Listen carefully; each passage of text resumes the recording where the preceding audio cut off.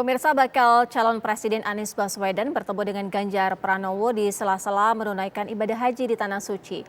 Keduanya terlihat akrab saat dijamu makan malam oleh Kerajaan Arab Saudi. Selain itu, ada sejumlah tokoh politik yang turut serta menunaikan ibadah haji pada tahun 2023 ini. Di antaranya Puan Maharani, Sandiaga Uno, dan Muhaimin Iskandar.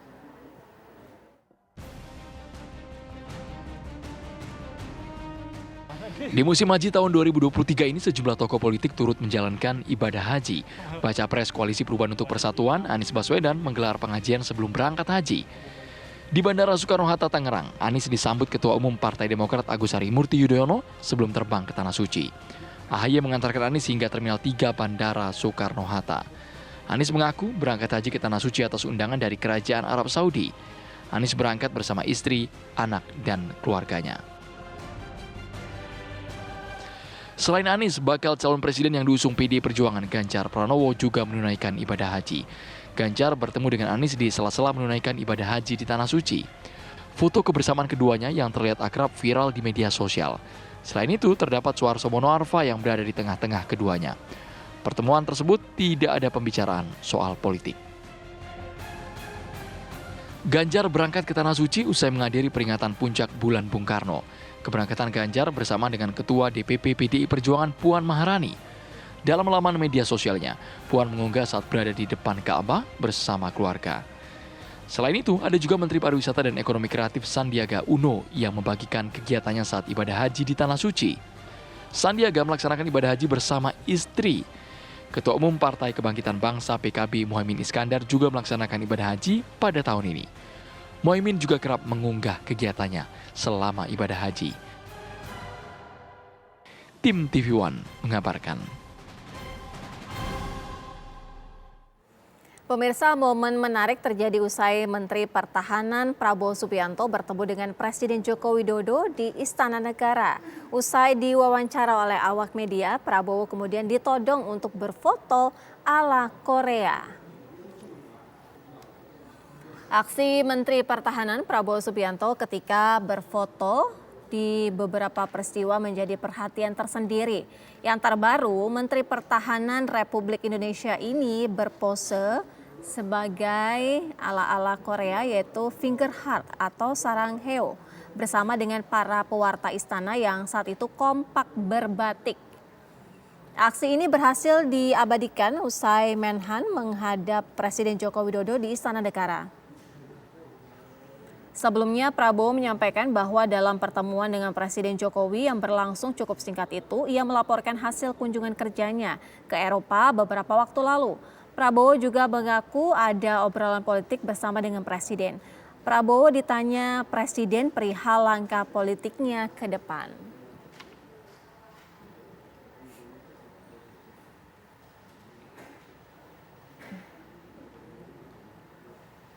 Pemirsa, Partai Amanat Nasional atau PAN di seluruh Indonesia secara serentak menyalurkan hewan kurban mulai hari ini hingga besok.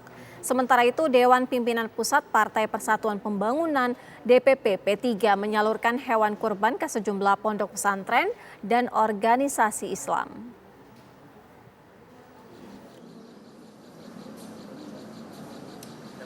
Partai Amanat Nasional PAN menyalurkan hewan kurban di berbagai wilayah di Indonesia, termasuk salah satunya di Jakarta.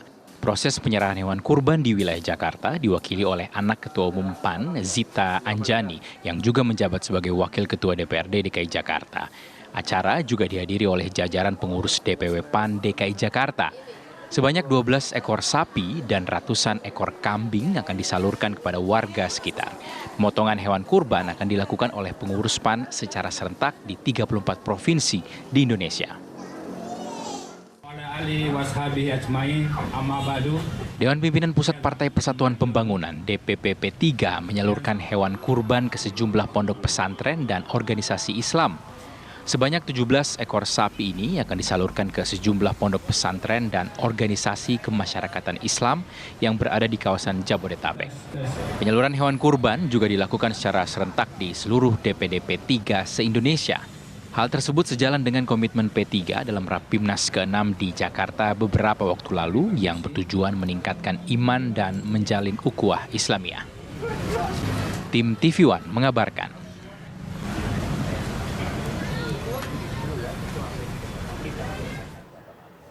Relawan para bakal calon presiden di pemilu 2024 terus gencar melakukan pendekatan ke masyarakat, mulai membagikan sembako hingga melakukan pelatihan dan pengukuhan organisasi. Semuanya dilakukan untuk mensolidkan barisan pendukung jawarannya.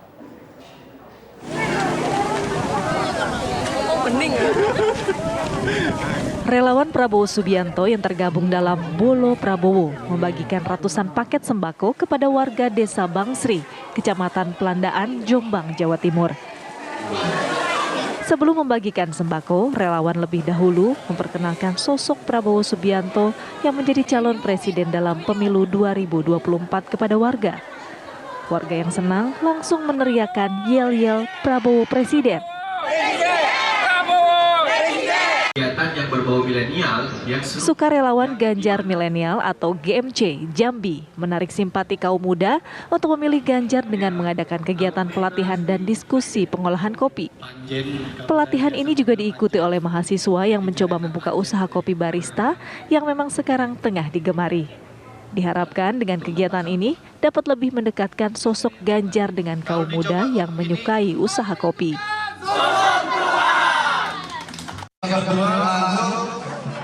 Relawan Jarnas Anies Baswedan terus bergerak hingga ke pelosok kampung di Cianjur, Jawa Barat. Para relawan Anies ini terus berupaya mensosialisasikan sosok Anies Baswedan sebagai figur yang cocok untuk menjadi capres di 2024. Selain mendirikan posko rakyat untuk Anies Baswedan, para relawan juga membangun 100 rumah posko rakyat di Kampung Kubengan, Desa Nanggala Mekar, Kecamatan Ciranjang. Tim TV One mengabarkan.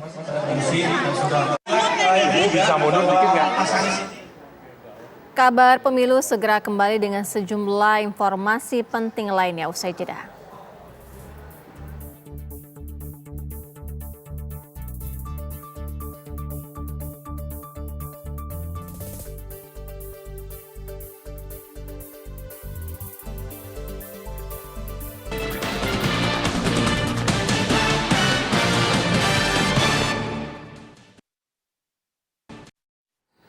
Pemirsa, sebanyak 521 berkas bacalek dari masing-masing partai politik dikembalikan KPU Kota Yogyakarta karena belum memenuhi syarat administrasi. Di Jombang, Jawa Timur, 632 bakal calon legislatif yang telah menyerahkan dokumen persyaratan pencalonan tidak memenuhi syarat.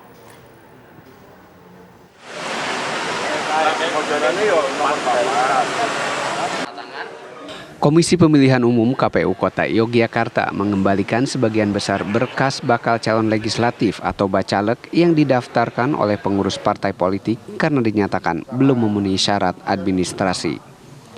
Meski demikian, para bacalek masih mendapat kesempatan selama 14 hari ke depan guna memperbaiki berkasnya. Secara keseluruhan, di KPU Kota Yogyakarta terdapat 600 bacalek yang didaftarkan partai politik untuk memburu kursi DPRD Kota Yogyakarta.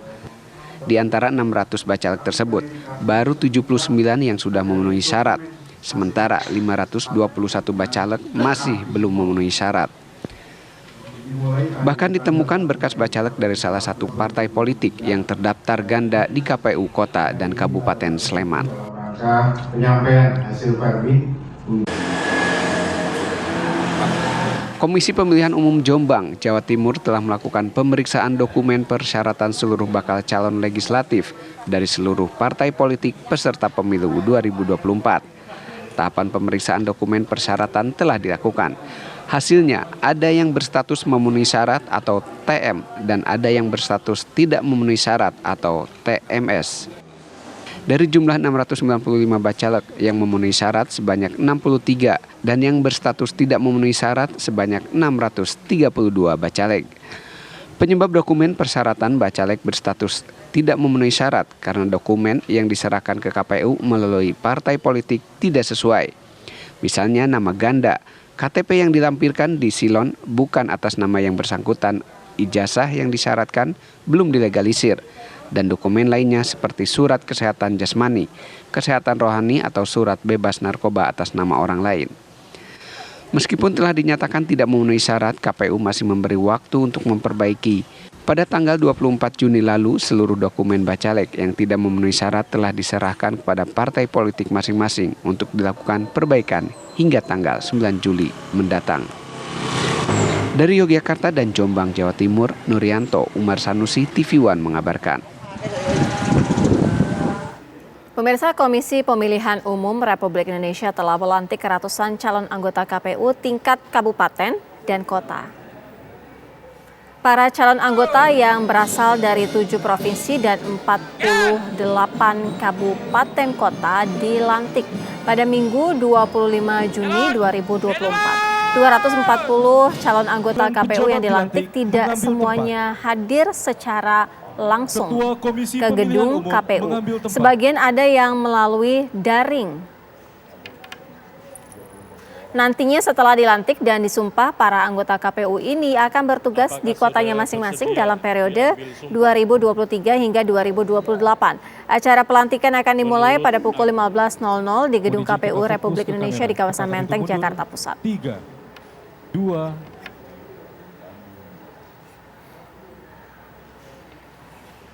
Pemirsa, hari ini anggota KPU Kota dan Kabupaten di sejumlah wilayah tanah air akan dilantik. Lalu bagaimana persiapan pelantikan anggota KPU Kota dan Kabupaten? Kita akan tanyakan langsung kepada Rehana Mezia yang saat ini sudah berada di kantor KPU Republik Indonesia. Rehana, bagaimana dengan proses pelantikan? Ya baik, selamat sore Sira dan juga pemirsa. Komisi Pemilihan Umum Republik Indonesia yang di sore hari ini melakukan salah satu agendanya yakni pelantikan bagi calon anggota KPU RI di tingkat kabupaten dan juga kota. Di mana untuk acara pelantikan ini dimulai di jam 15 waktu Indonesia Barat di tempat saya mengabarkan yakni di kantor KPU RI yang berada di daerah Menteng, Jakarta Pusat. Selain itu Sira, dari hasil informasi yang kami dapatkan bahwa nantinya akan dihadiri oleh pimpinan KPU RI sendiri yang terdiri dari 7 komisioner dan juga 1 sekjen. Untuk situasi saat ini mungkin pemirsa di rumah juga bisa menyaksikan di layar kaca Anda bahwa di sore hari ini acara pelantikan KPU RI bagi para calon anggota terbaru tingkat kabupaten dan kota ini juga telah dimulai, di mana ada sejumlah persiapan yang tengah dilakukan, yakni seperti diantaranya adalah pertunjukan marching band yang saat ini sedang dilaksanakan begitu. Dan tidak hanya itu, nantinya para calon anggota KPU RI akan masuk ataupun akan hadir di tempat saya mengabarkan, yakni untuk melakukan pelantikan di lapangan merah, di mana nantinya para calon anggota baru akan masuk dari sisi kiri dan juga sisi kanan, dan juga nantinya akan berkumpul langsung di tengah untuk melaksanakan pelantikan tersebut. Tidak hanya itu, juga nantinya akan dimeriahkan oleh beberapa acara lain, yakni ada beberapa hiburan lain. Maksud kami pemirsa, selain marching band tadi juga memang ada penyanyi yang sudah melantunkan beberapa lagunya untuk memeriahkan acara di sore hari ini. Dan jika kita lihat juga pemirsa bahwa pelantikan ini sudah sesuai dengan keputusan dari KPU yang mana berdasarkan keputusan Komisi Pemilihan Umum nomor 739 tahun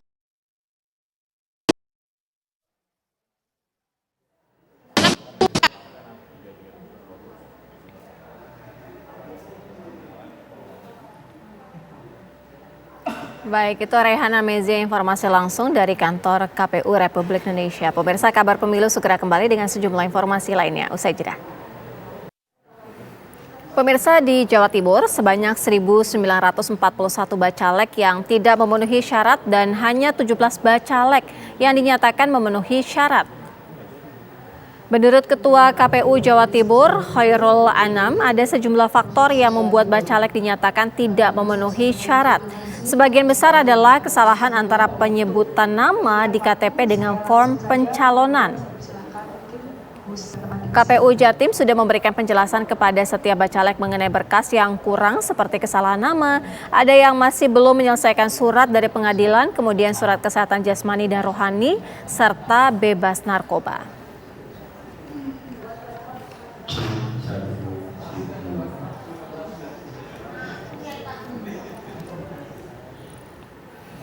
Perhelatan pemilihan umum membawa berkah bagi usaha percetakan. Hampir semua toko percetakan di Ciamis, Jawa Barat kebanjiran pesanan alat peraga kampanye calon anggota legislatif dari berbagai daerah. Sejumlah pemilik usaha percetakan di Ciamis mengaku omsetnya naik hingga 100% lantaran banyaknya pesanan.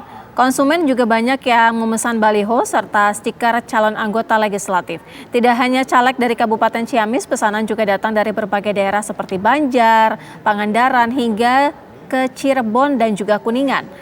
Pengusaha percetakan mengaku pesanan alat peraga kampanye dipastikan meningkat mendekati masa kampanye nanti. Bahkan pengusaha tidak segan untuk membeli mesin percetakan yang baru untuk memenuhi kebutuhan pemesanan.